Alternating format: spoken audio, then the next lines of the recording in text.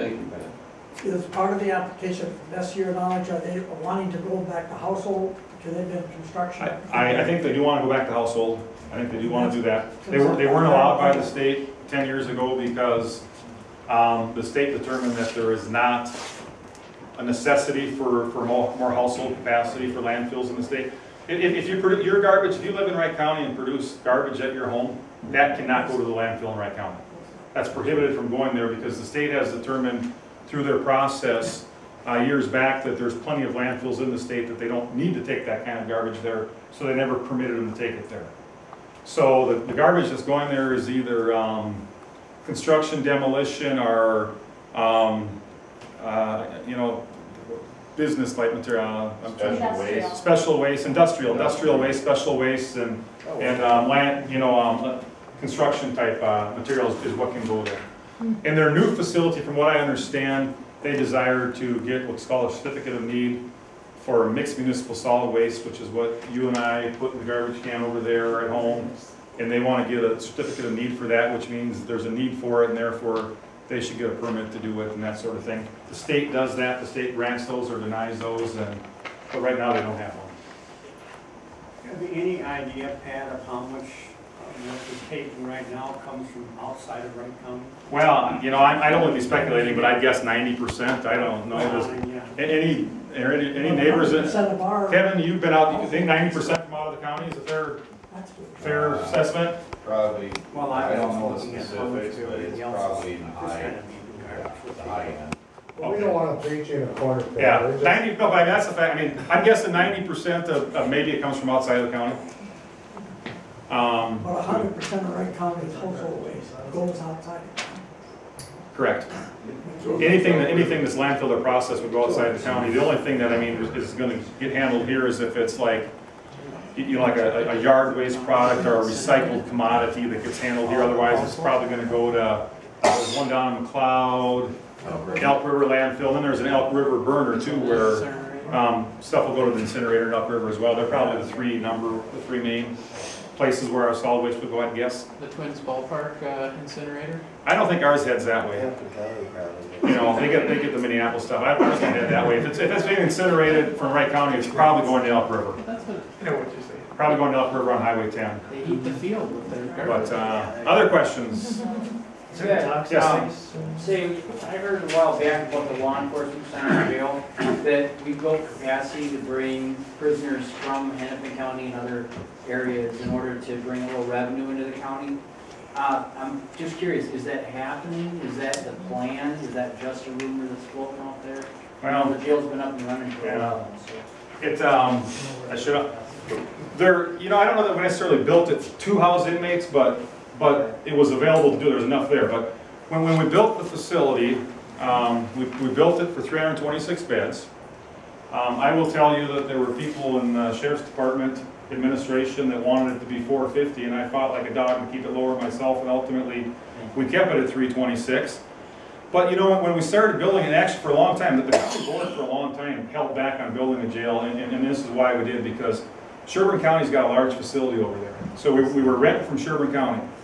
And at the time when this actually goes all the way back to Sheriff Ozempa, many of you probably know who Sheriff Ozempa is. He was sheriff, you know, right now it's Joe Hagerty. Before Hagerty was Miller for about 10 years, and then before Miller was Ozempa. So we're going back at least 11, 12 years now. Sheriff Ozempa had came to us in one of them, maybe a couple of years before 2 or 3 years before he retired, saying, you know, we need to build a new jail now. Our old facility held about 100 people, okay? And maybe at the time we were at 75, 80 or something like that, and I don't know, around the year 2000 or something, or 1999 or something. And quite honestly, our inmate population was going like this. You know, one year we were averaging 60, the next year we were averaging 70, the next year we were averaging 80, and you know, from the time you decide you're going to build a jail, it takes about 3 years to actually have that thing occupational. Because there's a lot of work you got to do. Probably, you know, maybe at least 18 months of construction. Before that, there's all sorts of prep work and stuff. But so he was saying at the time, you know, geez, we're at 80. You know, next year it's going to be 90, then 100, 110. You know what I mean? And what we're going to do with these people? Well, at that time, I know I looked at some math, and I just we were spending $100 a day to house inmates in Wright County. We could get it done for 55 over at Sherburne. So I said, what's the problem? You know, we can do it for 55 in Sherburne. It's costing us 100. If we build new, it's going to be more yet. So the rest of the board, we went along with that philosophy for a while, and we rented from Sherburne. Well, of course, time went on, and our inmate population went up to 110, 120, 130. And then suddenly you start looking out there and you think to yourself, and at that time the inmate populations were growing all over the county, and we were still getting pressure from the Sheriff's Department to build a new jail. And I think the tipping point, I know for me was, and I can speak for the whole board on this, we started to get concerned that, okay, what if, you know, it takes 3 years to build one of these things, we got like 30 people a day over there in Sherburne County right now, we could easily have 165, 70 inmates in 3 years, that's 65, 70 over there. Now, I'm okay with that because $55 a day is still cheaper than building your own jail. Trust me, jails are expensive. They're like the jails are to a county like bathrooms are to a home. They're the most expensive to build and they're the most expensive to maintain. But the problem was, the concern that some of us were starting to finally have then is, okay, you know, right now the numbers keep going the way they are. We're going to have at least 65, 70 people over there in Sherburne in 3 years. If we hold off much longer, what if we have suddenly 85, 90 that we need to house out? And what if Sherburne says, hey, we don't have room for them? Okay, people are out there, you get your house burglarized, and you know what I mean? And next thing you know, you see the guy 6 blocks down that burglarized your house, and he's hanging out at home. And well, why is he hanging out at home? Well, there's no room in the jail, so he gets to hang out at home with something on his bracelet on his leg or something like that. Well, you know, we were concerned that if there wasn't capacity at Sherburne, we were going to be in trouble. And the numbers were getting there that we felt like we had to build. So we started the process and we built the jail. And ultimately, like I say, law enforcement administration wanted us to go at 450. We went at 326. And wouldn't you know, like I say, we probably made this decision to build around, I don't know, 130 inmates or so, and maybe a year into that process of doing all the work and stuff, and we've already fully committed to a jail, and I talked about it being a 3-year process. We probably got up to around 140 or something like that, or 145 inmates. And what happened? The crime rate went like that. You got people out there laying block and 150 guys out there working on a jail, and the crime rate, well, you know how many inmates we have on an average day now? About 100. That's a good problem. But it's a good problem. It is a good problem because it's a lot cheaper to run an empty jail than it is to run a full jail. But if the jail population went like this for the history of Wright County, and suddenly it went like that. Now, if we would have known that, I mean, and nobody speculated this. When did that occur, that drop? I'd say probably around, I don't know, 4 or 5 years ago, it started tipping So down. about the same time they took meth behind the counter, ephedrine behind the counter. Well, there certainly, you know, there was a time when our law enforcement claimed that like 85% of the people in our jails were related to methamphetamines. Oh, God, Well, I say You know, and the meth problem is really down. So that's a big part of it. You know, a lot of people also say that because of like all the cameras that are out there and things now, and that criminals are just pretty much thinking that, you know, there's a lot better chance of you getting caught than there was years ago, and they're not. So they're less inclined to commit crimes. So they're committing more crimes, like they're trying to scam people on the internet and stuff instead of breaking through their back door. Because if you break through somebody's back door, there's a pretty good chance they might have a camera somewhere on their property, you know? Or a gun. Or a gun. People always have guns, so, you know, Yeah, the maybe problem it is that was if you're not home, you can't use that gun. carrying You law. can't use I think it. it's probably both. Well, there are I some think it's brazen cameras too. I criminals, think all of it. but I mean, a lot of them are cowardly people that want to steal your stuff when you're not around, you know? But, so the inmate population went down. So now we're probably an inmate population of 100, but okay. But it's not just in Wright County where the inmate population has went down. It's went down all across the state and all across the country. So now, other counties that maybe were pushed up against their jail limits just a few years ago, suddenly they don't have a jail problem. So nobody's really looking for beds because crime is down everywhere. So, but you're right, it's a good problem to have. It's unfortunate that it didn't happen about 3 years earlier, because we probably never would have built that jail, and we'd be renting 3 or 4 beds from Sherburne when we needed them or something like that. But you know, I mean, you look at statistics, and like I say, that the board went kicking and screaming into that one. We didn't want to go out and spend the most build the most expensive building in the history of Wright County. I mean, we didn't want to have to do it, but, you know, at the same time, you don't want to have 210 inmates and only have room for 100 of them and have 110 of them running around in the streets because there's nowhere else to go, or have to haul them all the way to North Dakota or something like that to find a bed for them. So that was kind of the dilemma we were in, and so the answer, are we renting out bed space? Generally no, because there is no market for it. Because crime is down everywhere, and there's excess capacity in jails all over the state. Wait till the next election. But we're agreeable. We're agreeable to we're certainly agreeable to rent bed space Yeah, because Sunstein might have a thing. you know, you can, if you bring in one more inmate, we can bring in 5 more inmates.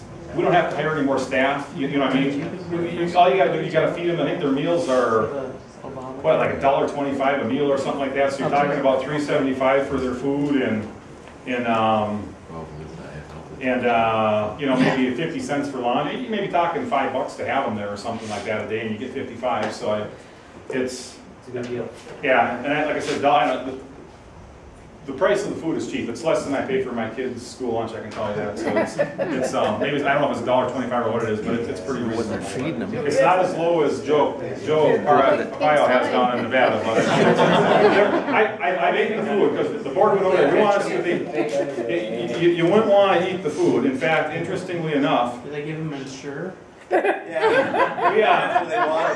actually got a letter. The county board actually got a letter from someone about a couple of years ago. And he filed a complaint with us. He said, I've been in jail at Stearns County, I've been at Wright County, and the food at Wright County is terrible. You guys need to serve better food there. So, I mean, we got to work down on that. Perhaps you can try not to come. If you rent the meeting room, the food that they serve there is really good. The jail is very capable of making good food. Yes. Crappy food though, always. But if you like I say, we went there one time because we wanted to see what, because we had some, you know, maybe like an all day meeting or something like that, and then they'll bring in some food or some snacks or what have you, and it's really good. So one time we said, you know, we want to actually eat what the inmates eat. We want to see what they eat. Well, it was like macaroni. They called it ketchup macaroni. It was macaroni noodles with just ketchup as the sauce. The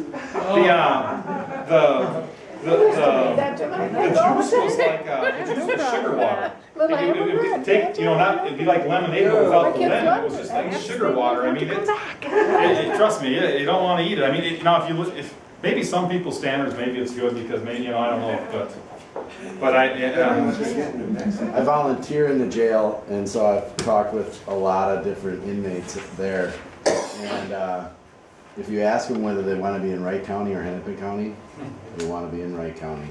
Now why is that? Because better clientele or the conditions. Okay. The cleanliness conditions. Okay. And I mean, they said it just smells like urine in Wright County. Well, County. What are you talking about? Now, what do they say about the food? They don't really. I've never really had a discussion with them about the food, but I'm sure what you're saying. Well, and I'm okay. I'm perfectly fine with the food not tasting so well. We don't want them to want to be there anyway. And I'm glad our facility's clean, and I'm glad it don't smell like urine because we have employees that are good people that are working there, and if the place smells like urine, who in the heck you're not going to get a good employee to work there. Exactly. Then you're going to be bad people to work there. So, plus it doesn't say much to the inmates if you let them get away with that crap. Right. You know what I mean? Could I, Pat, if you could we switch gears again and go back to the beginning of our meeting where we were talking about Agenda 21? Okay. Could you by chance share anything about your knowledge of Agenda 21 or the board in general of how they perceive Agenda 21?